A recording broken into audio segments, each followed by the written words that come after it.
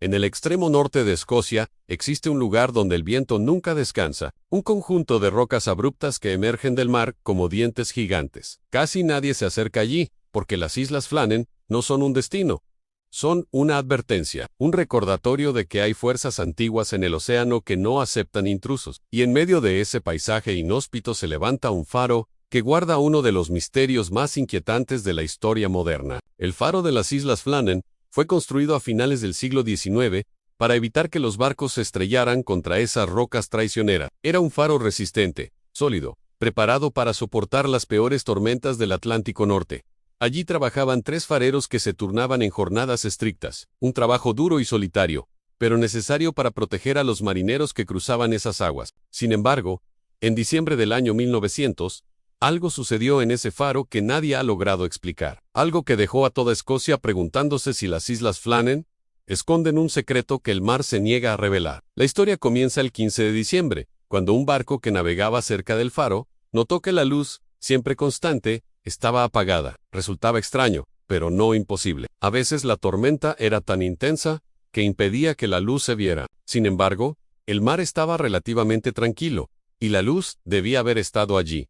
Aún así, nadie sospechó nada. Al día siguiente, otro barco informó lo mismo. El faro estaba oscuro, silencioso, sin señales de actividad. Fue entonces cuando la preocupación empezó a crecer. Los fareros eran disciplinados. Habían sido entrenados para mantener la luz encendida sin importar el clima. Por eso, el 26 de diciembre, un barco de suministros se acercó al faro para comprobar qué ocurría. Lo que encontraron no fue una simple avería, fue el comienzo de un misterio que aún hoy sigue sin resolver. Al llegar a la isla, los marineros se sorprendieron al ver que el faro estaba completamente cerrado.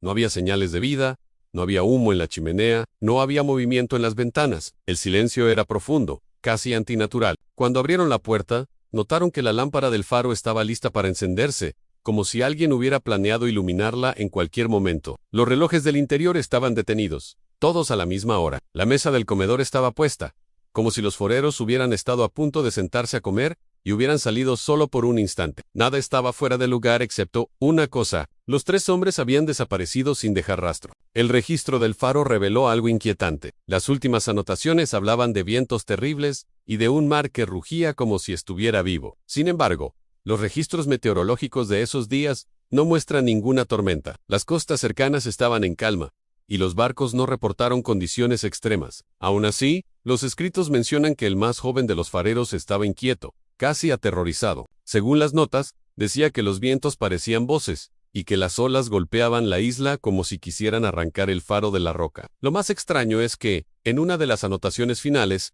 se menciona algo imposible de ignorar, una frase que ha obsesionado a quienes han investigado este caso. Decía así: todo está en calma, Dios está sobre todo. ¿Por qué un farero escribiría algo tan solemne en un momento que no mostraba amenaza alguna? ¿Qué vio o sintió realmente? ¿A qué se enfrentaron los 3 hombres antes de desaparecer? Las teorías no tardaron en surgir. Algunos creen que una ola gigante pudo barrer a los fareros cuando salieron a asegurar el equipo exterior. Es una posibilidad lógica, pero no explica por qué saldrían los 3 al mismo tiempo, cuando el protocolo exigía que uno quedara siempre dentro del faro. Otros han sugerido que los hombres se pelearon entre sí, que uno enloqueció y llevó a los otros a su perdición. Pero nuevamente, no hay señales de violencia en el faro. Todo estaba impecable, como si los 3 hubieran abandonado el lugar de manera repentina y sin conflicto. Hay quienes proponen teorías más inquietantes. Algunas historias antiguas de las islas mencionan criaturas del mar que emergen durante ciertas noches, atraídas por la luz. Figuras altas y delgadas que caminan con dificultad sobre la roca,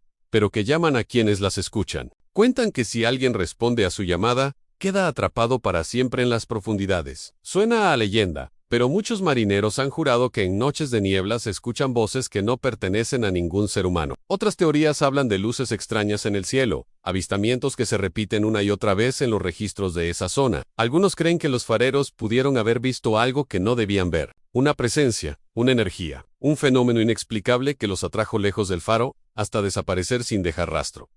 También existe una teoría aún más misteriosa. En algunas culturas antiguas, se cree que ciertos lugares del mundo son puntos de cruce entre realidades, zonas en las que el tiempo y el espacio se vuelven inestables. Las Islas Flannan siempre han tenido fama de ser un sitio así. Muchos pescadores evitan navegar cerca porque dicen que el mar allí suena distinto, más profundo, a más antiguo, como si guardara un secreto que intenta ser descubierto, pero que al mismo tiempo castiga a quienes se acercan demasiado. Los investigadores continuaron buscando respuestas, revisaron cada rincón del faro, examinaron la isla palmo a palmo, pero no encontraron huellas, ni ropa, ni cuerpos, nada. Los foreros parecían haber sido borrados del mundo. Incluso el informe oficial del caso terminó reconociendo la naturaleza inusual de la desaparición. No pudieron explicar qué ocurrió, y lo más inquietante es que nadie volvió a ocupar el faro de la misma manera. La historia había dejado una sombra que desanimaba a cualquiera. Con el paso del tiempo, el misterio se fue transformando en leyenda. Muchos escritores lo mencionaron como una desaparición imposible. Otros lo atribuyeron a fuerzas naturales o a fenómenos que aún no comprendemos. Pero quienes han visto de cerca las Islas Flannan